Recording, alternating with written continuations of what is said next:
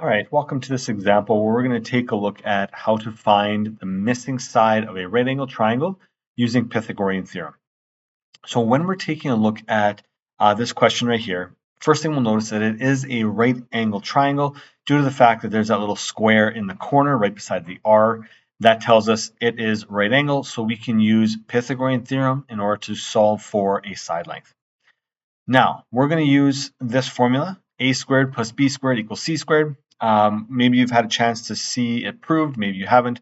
It's okay. We're just going to look at how do we use it in this case. The a and the b are going to be our two legs, which I have listed there, and the c is going to be the hypotenuse. C is always the hypotenuse. It's going to be the longest side of our triangle. All right, now what do? Let's plug in our values. We're going to take the 2 inches and the 5 inches, and we're going to plug them in for A and B.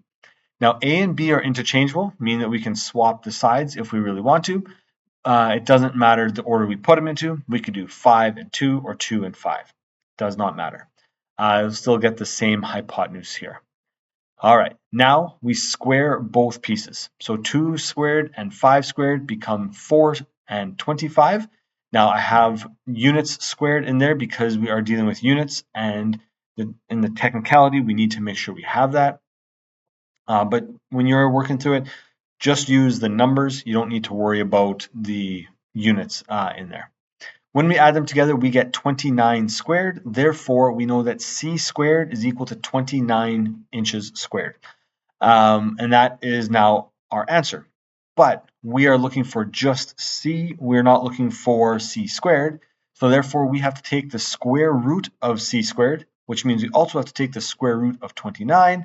And we're going to get an answer that c is equal to 5.39 inches. And now that's rounded, but we get the gist that that is where the answer is.